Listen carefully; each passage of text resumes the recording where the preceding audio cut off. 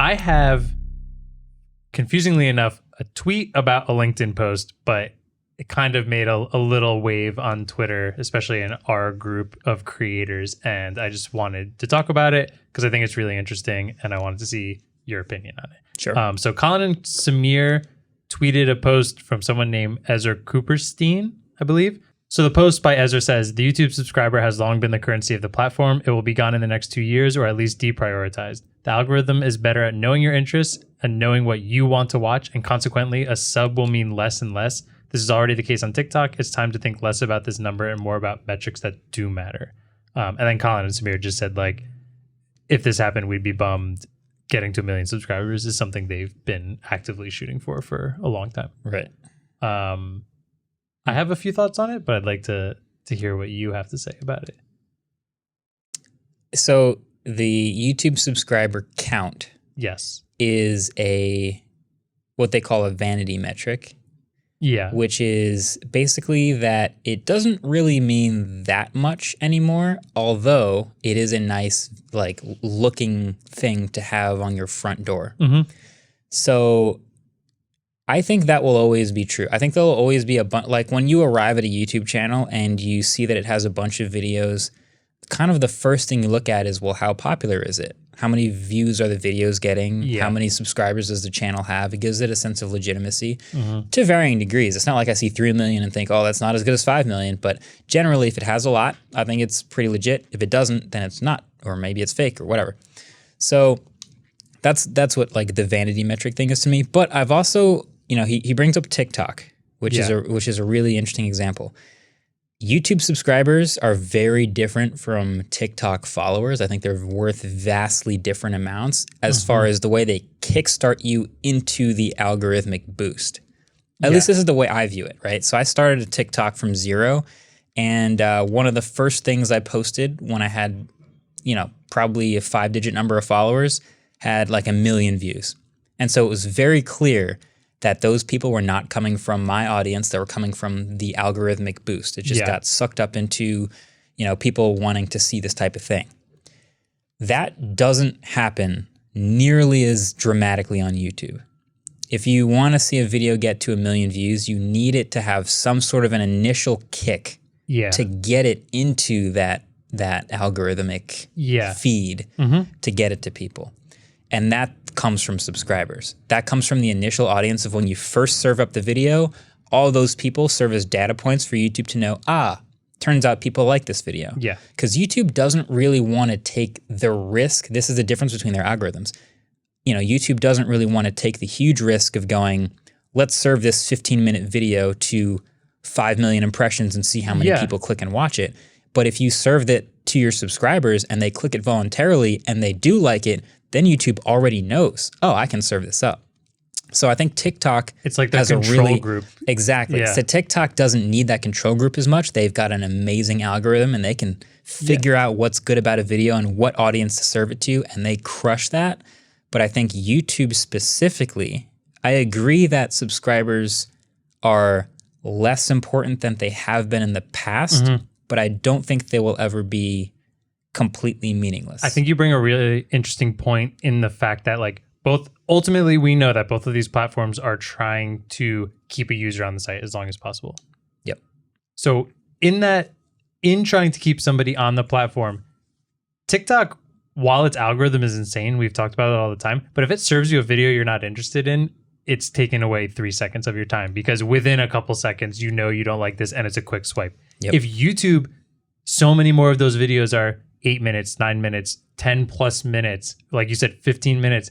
If it serves you that and you don't like it, it's not just a swipe away. Then you're going to make some like choices around based on that. Or you're going to go search something else and you have way more of a chance of getting served a 15-minute video and being like, I think I'm done with YouTube for today, and closing the browser. Where TikTok, you get served a bad video, you just swipe. Not even if on TikTok you swipe backwards to leave, thinking you're going to close the app, it brings another one in and it has a chance to snag you again. That's really true. So the mechanism for selecting a new piece of content is different. Yeah. And this is just disregarding YouTube Shorts right now. This is just like a standard YouTube video.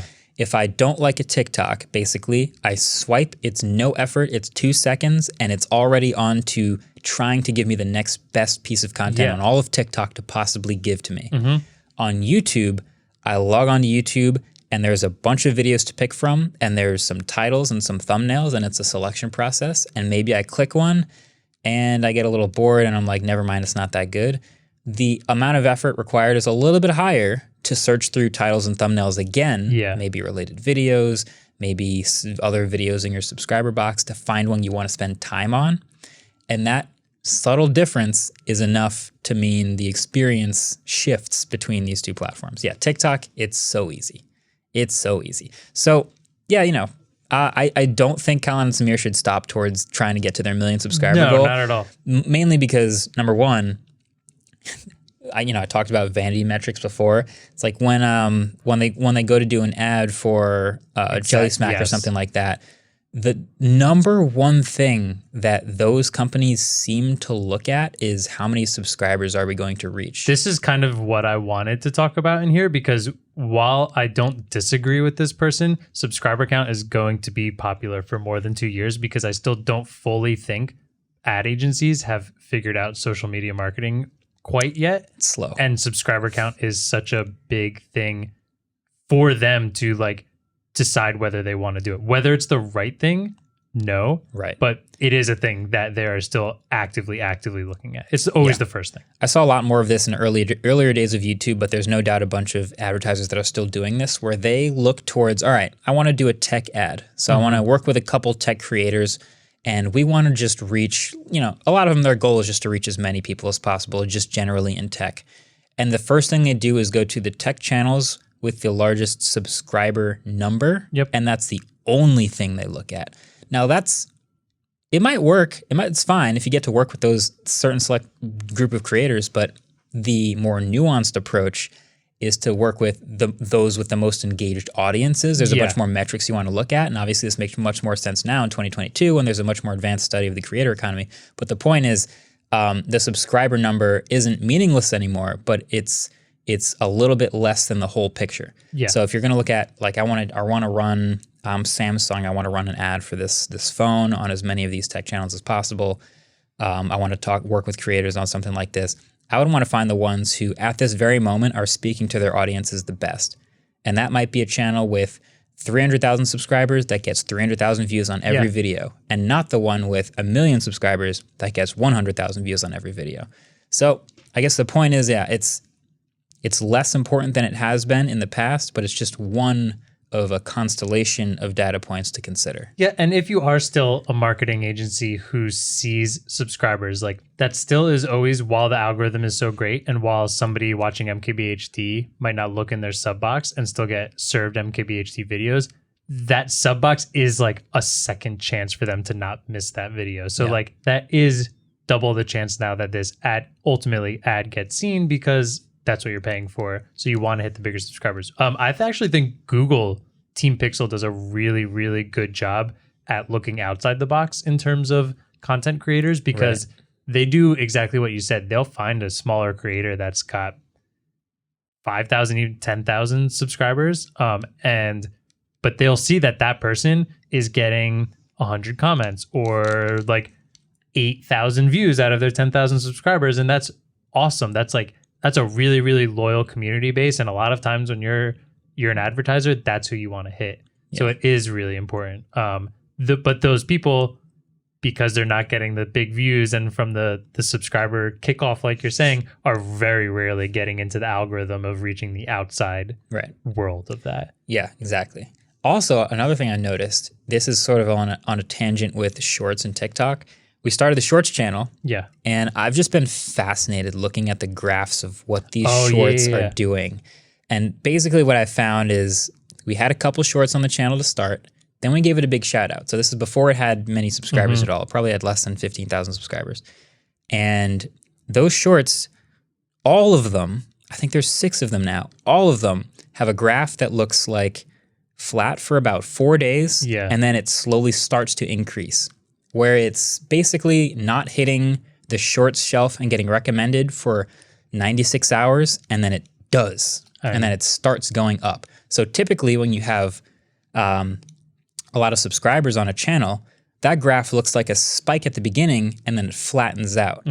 So basically the best combination for a short would be a lot of subscribers and then hitting the short shelf quickly, where you get an initial spike from subscribers to quickly get it into people's feeds, and then the short shelf takes it off. So yeah, it's a combo. It's the 1-2 punch of like having an initial audience who likes what you make and is willing to take that risk and, hey, an investment of 45 seconds of my time, I'll check this one out real quick. And then that data proving to YouTube that it's worth it, it wanting to serve it to more people to get more people satisfied and spending more time on YouTube and serving it up in the short shelf, and then it blowing up. The channel has 160,000 subscribers. All of the shorts have at least 500,000 views. So they're coming from people who are not subscribed to the channel. That's the interesting thing there. So yeah, that's what TikTok's been good at. I guess the last thing kind of also is like a subscriber is kind of anytime you enter a like, let's say like Pinterest or maybe like a backgrounds like wallpaper app or just like a lot of social media, when you're first joining, it doesn't have any information on you. So a lot of times you'll get that prompt that's like, what are you interested in? Tech, hiking, cars. So a subscribing to channels kind of helps YouTube get your personalized algorithm kind of figured out a little easier. And I'm sure they're always going to be interested in that. Now, that doesn't mean the number of it's that important, but YouTube's not going to get rid of subscribers or anything like that because it's helping them so much be able to serve you that information. Yeah. You know what? That just reminded me of something. You remember Google Plus? Vaguely. Google Plus was another long ago attempt at a Google social network. And I was one of the earliest people to start using Google Plus. I gave it a shout out on my channel. I talked about it a little bit. And I eventually ended up in the suggestions for who to follow when you first sign up default for Google Plus. It was like me, Guy Kawasaki, like some CEOs. Like it was a small list. And I was in there. And so I had a couple million followers on Google Plus, which was great. You were like the Beyonce of Google Plus. I was one of the top 10 most followed people on all of Google Plus. That's But awesome. My engagement ratio was very low because most of those people who just signed up and didn't really use Google Plus were just following me and never engaged with anything. So if you were looking to do a brand deal on Google Plus and you stumbled across the top 10 most followed accounts, you'd be making a horrible mistake. Yeah. Because that would not be a very good use of your money unless you specifically wanted those people's audiences. So if you wanted tech, you should go to the people with the most engaged tech audiences. But yeah, I think I'm pretty sure I had like 5 or 6 million followers on Google Plus, which was not a big social network and not a lot of people used it. I wish they sent you a plaque because that would be a piece of history. That would have been really funny. But yeah, it died as quickly as it came up. But I do remember being in the suggested list. That's kind of awesome. And so if you think YouTube's going to go that way, where they suggest automatically channels to follow, I think what they do now is they suggest topics to follow. And if you follow a topic, then there's a bunch of creators in the topic. Oh, yeah, they do that thing. Yeah. And so you can subscribe to that. So whenever you open the beauty topic, there's videos from 12 beauty creators. I remember when PewDiePie had like more subscribers than like the music topic on YouTube. Yeah. Right. So, yeah. Yeah. So this LinkedIn post, I wish I had more context of exactly where it was. If he's specifically talking to marketing agencies, then I like completely agree with this. There are like so many other metrics you need to look at and see what kind of engagement places are getting. But in terms of just like the average person or even the content creator on here, like subscribers are still super important. And while, showing the numbers and everything is kind of like a bragging point or like vanity number, it's still pretty important. Yeah, I think the hottest take in this is that it will be gone in the next 2 years. Yeah, that I disagree with completely. Like YouTube's gotten rid of a lot of things that we thought were important, like the dislike button counter. I get it. But every social media site needs a way to follow and show how many have done so. Yeah. And it does it on TikTok, and it still is a fairly important aspect. TikTok shows TikTok. followers, exactly. So I don't think that's going anywhere. Yeah. Hey, thanks for watching that clip. We appreciate you guys as always. Let us know if you want us to do more music-related content. I feel like, I don't know why, but I just get like a feeling like we should probably talk music a little bit more. Do you get that feeling? Is that the feeling you had when you blew me up a year ago? One more time. One more time. hopefully we'll get lucky and you'll press the subscribe button. Hey. I mean, like, and if you like these clips, maybe you can listen to the full episode while you're doing your homework. And then you'll be able to write harder, better, faster, stronger than you were before. Do you remember that old viral video with the girl who had like written all on the her words all over her hands? That was one of the best videos of all time. Yeah, and I think everyone should share this episode so we get as many views as that.